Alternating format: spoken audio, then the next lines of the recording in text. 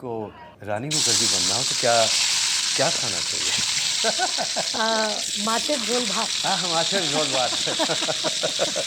और सिंगापुर का Singapore chilli crab. ओह ओहो माय हो गॉड! हो ओहो। तो मैं इस तरह की मच्छी के नाम बताओ बंगाली। भेटकी, हिल्सा, हाँ, रहू। अंग्रेजी। I do cook some kind of Italian food. He loves my cheese omelette in the morning. वाह!